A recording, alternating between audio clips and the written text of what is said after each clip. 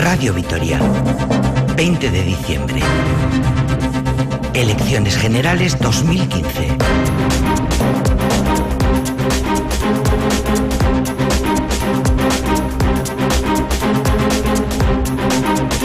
Julia Liberal, candidata alavesa del Partido Socialista al Senado. ¿Qué tal, Egunon? Egunon, buenos días. Bueno, se enfrentan a unas elecciones que en principio los sondeos, los que estamos conociendo, no les dan muy buenos resultados. En Álava incluso podrían perder la representación que ahora tiene el Partido Socialista en el Congreso de los Diputados. ¿Son conscientes de la fuga de votos a otras formaciones, especialmente Podemos, que parece que también puede tener un papel relevante en nuestro territorio? Bueno, nosotros siempre hemos tenido bastante claro que nuestro electorado es bastante fiel, pero bastante dado a la abstención cuando no le gusta lo que hacemos, ¿no? No tiene nada que ver con el electorado del Partido Popular, que haga lo que haga. Su electorado es fiel y firme, aunque machaque el país, pero nuestro electorado pues no se va a otros partidos, pero sí que nos castiga con la abstención. Entonces nosotros creemos que en estos momentos, tal y como está el país después del gobierno del Partido Popular estos últimos 4 años, nuestro electorado va a reactuar, va a salir a la calle y efectivamente va a dar el voto al Partido Socialista. ¿Qué argumento van a utilizar los socialistas en Álava para conseguir recuperar esa confianza perdida de sus electores? Bueno, nosotros no es basarnos en argumentos, sino en hechos reales. Lo que está claro, que después de 4 años en un gobierno popular, en el que además se han dado una serie de circunstancias que pudieran haber sido muy beneficiosas para Álava, y no lo han sido, porque no hay que olvidar que el candidato hoy por el Congreso, don Alfonso Alonso, ha sido o es ministro de Sanidad, ha sido portavoz con el Partido Popular en el Congreso de los Diputados. Además, teníamos la Diputación Foral de Álava gobernada por un Partido Popular con Javier de Andrés a la cabeza y un ayuntamiento gobernado por el Partido Popular con Javier Maroto. Han hecho posible que no tengamos tren de alta velocidad, han hecho posible que Garoña esté próxima a la reapertura o a convertirse en un cementerio nuclear, han hecho posible que tuviéramos 20.000 parados y ya tengamos 25.500. Es que es un ¿Cree que es suficiente los argumentos de los votantes para no querer votar a un Partido Popular? ¿Son suficientes para darle los votos a los socialistas cuando hay otras opciones? Sí, Hablábamos de Ciudadanos o de Podemos, que están siendo los grandes partidos emergentes. ¿Por qué iban a votar al Partido Socialista? Sí, pues mire, nosotros lo tenemos y se está viendo con hechos. Desde las elecciones municipales y forales, nosotros tenemos 2 diputados en la Diputación Foral de Álava.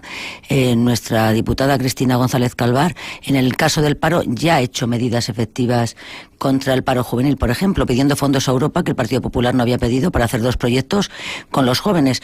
Uno para los jóvenes que están formados y no encuentran trabajo, y otro para los jóvenes que están sin formar, que no son pocos, incorporados al mercado laboral. O sea, el Partido Socialista ya está trabajando en Álava. Sí que es cierto que han pasado apenas 4 meses, que igual todavía no ha tenido el resultado que podíamos esperar, porque son 4 meses, pero que nosotros ya trabajamos y trabajamos bien por los alaveses. Vienen unos resultados también muy negativos de esas elecciones municipales y forales, aunque hayan tenido representación en ese gobierno. Muy negativos porque, bueno, pues ahí Podemos entró con fuerza, pero a mí me gustaría que la ciudadanía siguiera Podemos, por ejemplo, en las Juntas Generales, que tienen 8 procuradores, y sin embargo las medidas que están haciendo son medidas desastrosas para los alaveses. Lo que pasa que, bueno, pues la gente, yo creo que en ese momento votó mucho con la víscera, más que con el cerebro o con la cabeza, porque estaba pues desencantada y enfadada con otras formaciones, como podía ser la nuestra, podía ser Partido Popular, podía ser PNV o Bildu, ¿no?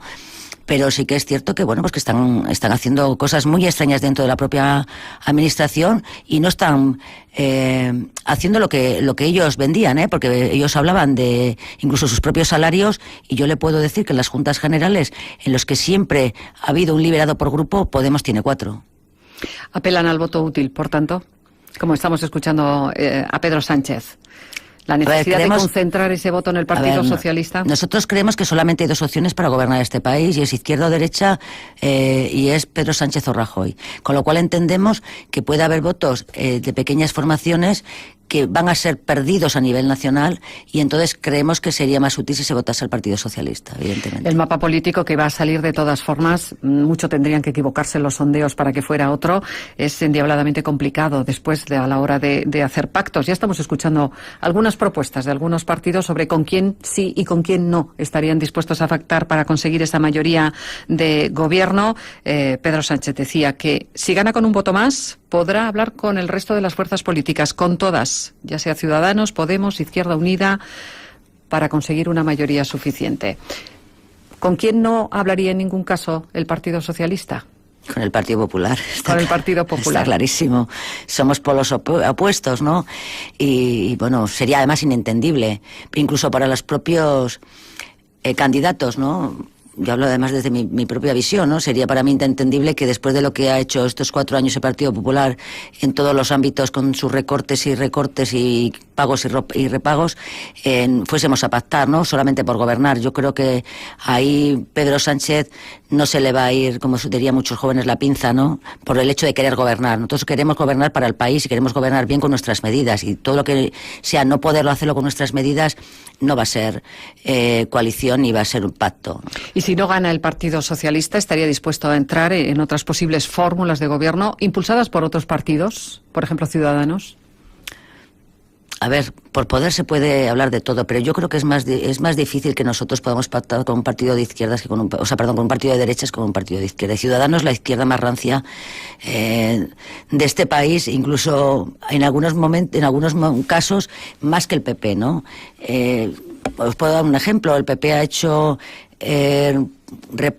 copagos en sanidad, pero es que Albert Rivera está hablando además de más repagos en sanidad, incluso en la hospitalización, incluso en la educación. A mí esto me parece muy serio, ¿no? Sobre todo el tocar ciertas cosas, me parece que los ciudadanos ahí tenían que repensárselo. Sin embargo, el Partido Socialista decimos todo lo contrario. Nosotros decimos que en la Constitución, porque tiene que haber una reforma de la Constitución, tenemos que meter todos los pilares del bienestar. O sea, la sanidad, la educación y la dependencia para nosotros son fundamentales, y lo creemos que es un derecho que tiene que ir incluso en la propia Constitución, con lo cual sería romper con nuestros propios principios el pacto con un partido de derechas por el hecho de gobernar. No creo que Pedro Sánchez sea tan ambicioso que decida romper con nuestros ideales para gobernar por gobernar. No es nuestro estilo. Susana Díez, señora liberal, no ha tenido reparos en pactar con Ciudadanos para conseguir la estabilidad suficiente en Andalucía. Bueno, Susana Díez es muy especial. Susana Díez tiene un gran tirón en su tierra, ¿no? Y una tradición socialista importante, pero Susana Díez gobierna, no hay coalición, ella es la que gobierna. Entonces ahí ha tenido apoyos, como también ha tenido apoyos en la investidura Guillermo con Podemos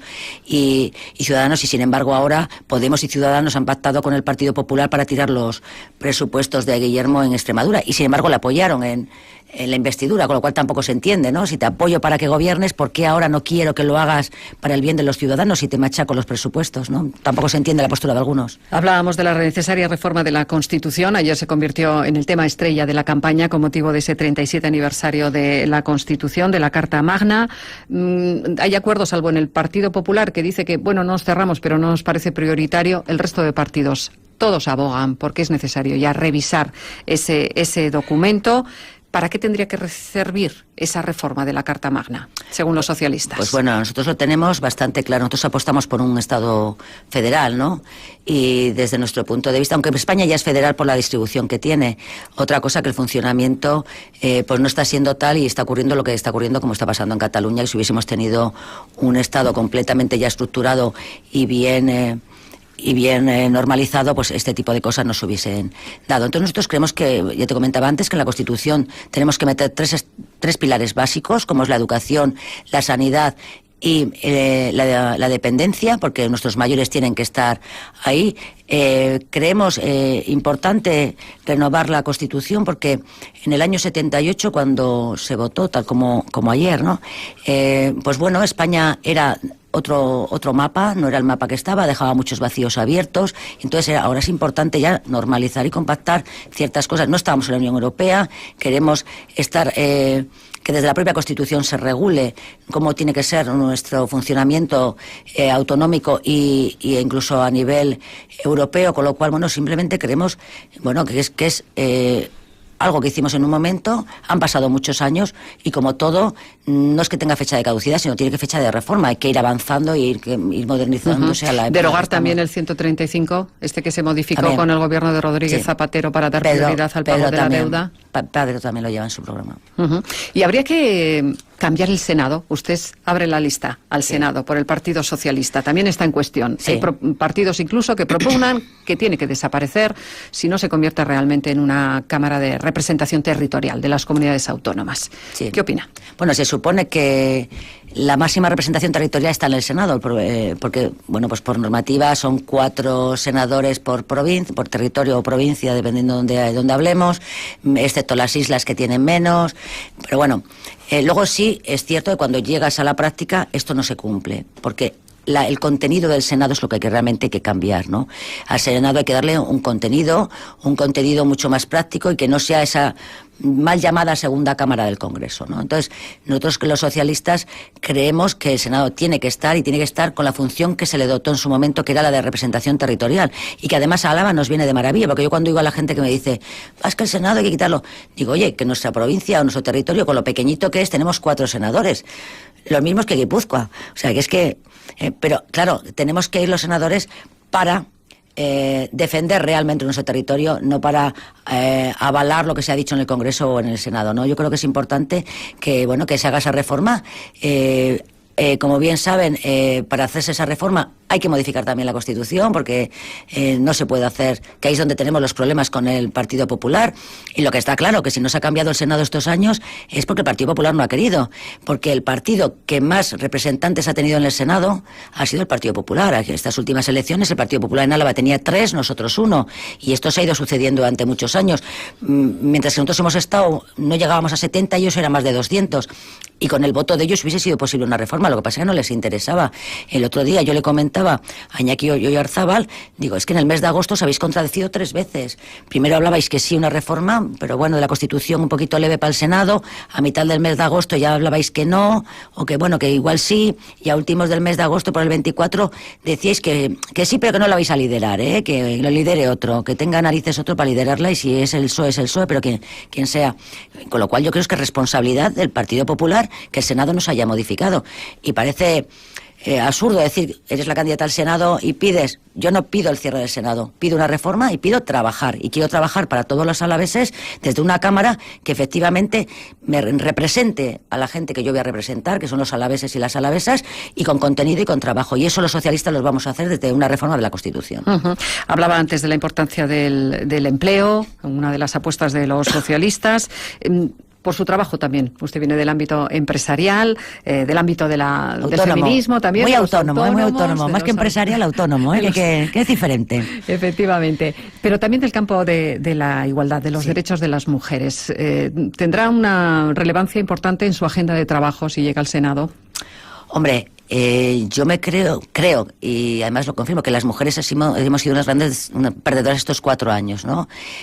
Teníamos una ley, que era la ley del aborto, que también han intentado lapidar. Conseguimos, con esa marea morada que hicimos en Madrid con el Tren de la Libertad el año pasado, paralizar un poco. Incluso, bueno, yo creo que fue una de las medidas para que Gallardón dijera adiós a su ministerio, ¿no? Ahí hicimos fuerza a las mujeres de toda España. Ellos no esperaban, además, que en Madrid tuviésemos y me parece una pérdida de derechos las que habíamos tenido en ese momento, de que conseguido por nuestras mayores, ¿no? Que habían peleado muchísimo por nosotras, sobre todo.